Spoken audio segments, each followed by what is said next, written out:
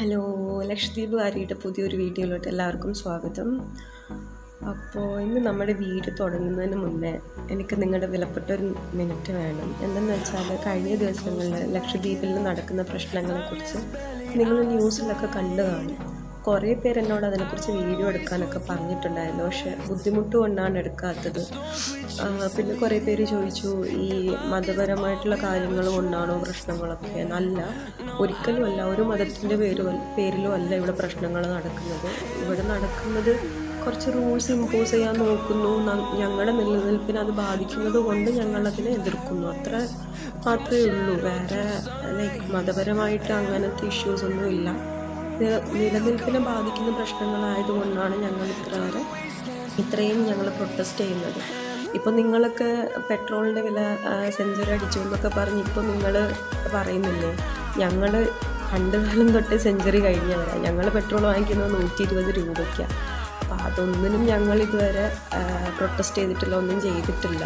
പക്ഷേ ഇപ്പോൾ ഇങ്ങനെ പ്രൊട്ടസ്റ്റ് ചെയ്യുന്നതിന് ഒരു സോളിഡ് റീസൺ ഉള്ളത് കൊണ്ടാണ് നമ്മൾ പ്രൊട്ടസ്റ്റ് ചെയ്യുന്നത്.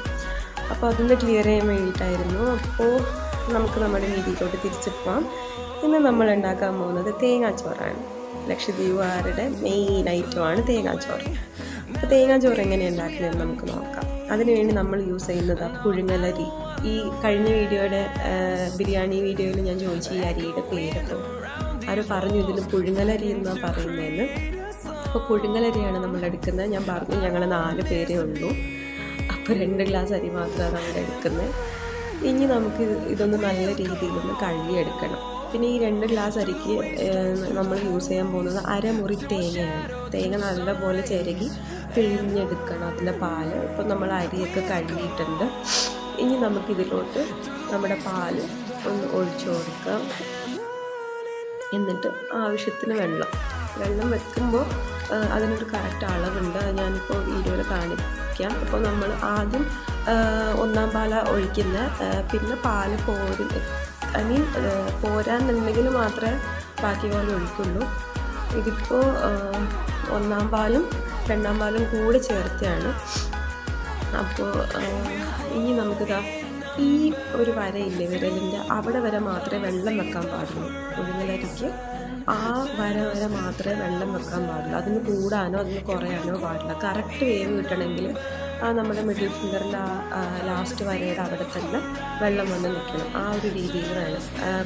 പാത്രത്തിൽ നിന്നല്ല, നമ്മൾ ഇട്ടേക്കുന്ന അരിയുടെ മേലെ നിന്ന് വെക്കണം. അരിയുടെ മേലെ നിന്ന് കൈയുടെ അത്രയും വെള്ളം വെക്കണം.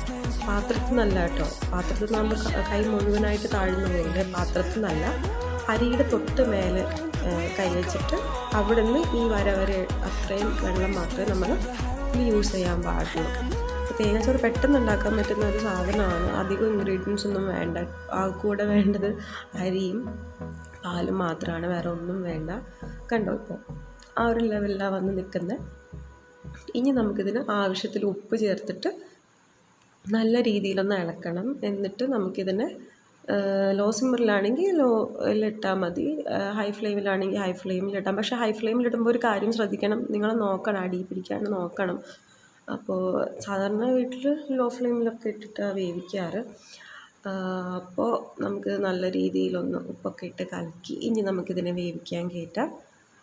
എന്നിട്ട് നമുക്കൊരു 20 മിനിറ്റ്സൊക്കെ 20 to 25 മിനിറ്റ്സ് ആകുമ്പോഴത്തേക്കും ആവും. കാരണം ഇത് കുറച്ച് അരിയല്ലേ ഉള്ളൂ, അപ്പോൾ അധികം ടൈം എടുക്കില്ല.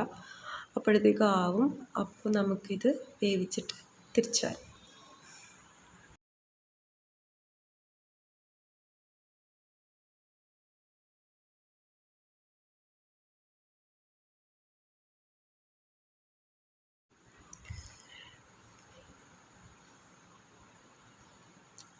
ഇപ്പോൾ നമ്മുടെ ചോറ് റെഡി ആയിട്ടുണ്ട്, തേങ്ങാച്ചോറ്. ഇതിപ്പോൾ പെർഫെക്റ്റ്ലി വെന്തിട്ടുണ്ട്. നമുക്ക് വേണമെങ്കിൽ ഒരു റൈസ് കട്ടർ വെച്ചിട്ട് ഇതിനെ ഒന്ന് താഴെ നിന്ന് എടുത്ത് നോക്കാൻ. കണ്ടോ, വെള്ളത്തിൻ്റെ അംശമൊന്നുമില്ല, നല്ല രീതിയിൽ ചോറ് വെന്ത് വന്നിട്ടുണ്ട്. അപ്പോൾ നമുക്കിതിനി ലക്ഷദ്വീപുകാർ തന്നെ, അവരുടെ സ്പെഷ്യലായിട്ടുള്ളൊരു മീൻ വറ്റിച്ചെന്ന് പറഞ്ഞിട്ട് സംഭവമുണ്ട്, നമുക്ക് അതുകൂടെ കഴിക്കാം. എന്ത് കറിയുടെ കൂടെ ആയാലും നല്ല ടേസ്റ്റാണ് ചോറിന്. പണ്ടൊക്കെ എനിക്ക് എൻ്റെ ഉപ്പക്കൊക്കെ ഉണ്ടല്ലോ പണ്ടൊക്കെ കറിയൊന്നും വേണ്ട, ചുമ്മാ ഈ ചോറും ചായയും മാത്രം കഴിക്കുന്നതൊക്കെ ഞാൻ കണ്ടിട്ടുണ്ട്. ഉപ്പക്കൊക്കെ ഒത്തിരി ഇഷ്ടമാണ് തേങ്ങാച്ചോറൊക്കെ ചുമ്മാ, മീൻസ് കറിയൊന്നും ഇല്ലാണ്ട് ഈ ഫുഡിൻ്റെ നേരത്ത് കഴിക്കാനൊക്കെ. അപ്പോൾ നമുക്കിപ്പോൾ ഇന്ന് നമ്മളിത് കഴിക്കാൻ പോകുന്നത് ചിക്കൻ ഫ്രൈയും പിന്നെ കുറച്ച് കറിയും കൂട്ടിയാണ്. എനിക്ക് പനി ആയതുകൊണ്ട് അധികം ഒന്നും കഴിക്കാൻ പറ്റില്ല. അപ്പോൾ ഞാൻ കുറച്ച് ഒരു ഇതിലെടുത്തിട്ടുണ്ട് നിങ്ങളെ കാണിക്കാനായിട്ട്. നല്ല രീതിയിൽ സെറ്റ് ചെയ്യാനൊന്നും പറ്റിയിട്ടില്ല, അതിന് ഞാൻ മാപ്പ് ചോദിക്കുന്നു. അപ്പോൾ എൻ്റെ വീഡിയോ ആദ്യമായിട്ട് കാണുന്നവരുണ്ടെങ്കിൽ ലൈക്ക് ചെയ്യുക, ഷെയർ ചെയ്യുക, സബ്സ്ക്രൈബ് ചെയ്യുക, കമൻറ്റ് ചെയ്യുക. അപ്പോൾ നമുക്ക് അടുത്ത വീഡിയോയിൽ ഞാൻ പറഞ്ഞ മീൻ വറ്റിച്ചതായിട്ട് കാണാം. ഇപ്പോൾ ഈ തേങ്ങാച്ചോറ് നിങ്ങൾ ട്രൈ ചെയ്ത് നോക്കുക. കഴിഞ്ഞ പ്രാവശ്യത്തെ ബിരിയാണി വീഡിയോ കുറേ പേര് ട്രൈ ചെയ്തിട്ട് എന്നെ റിവ്യൂ അറിയിച്ചിട്ടുണ്ടായിരുന്നു. നിങ്ങളിത് ട്രൈ ചെയ്ത് നോക്കണം, എന്നിട്ട് റിവ്യൂ അറിയിക്കണം. എൻ്റെ ഇൻസ്റ്റാഗ്രാമിലും നിങ്ങളെന്നെ ഫോളോ ചെയ്യുക. അപ്പോൾ ഇഷ്ടപ്പെട്ടു എന്ന് വിചാരിക്കുന്നു. അപ്പോൾ ഇതാണ് നമ്മുടെ തേങ്ങാച്ചോറ്. ഇതിപ്പോൾ ചിക്കൻ കറിയും ചിക്കൻ ഫ്രൈയുമാണ്. ഇത് നമ്മൾ നേരത്തെ ഉണ്ടാക്കിയ ഉപ്പേരി, നമ്മൾ ബിരിയാണിക്കെടുത്ത മാസില്ലേ അത് വെച്ചുണ്ടാക്കിയ ഉപ്പേരിയാണ് ഈ കാണുന്ന ഉപ്പേരി. പിന്നെ അച്ചാറും പരിപ്പും നോർമൽ കോമ്പിനേഷൻ. അപ്പോൾ താങ്ക് യു.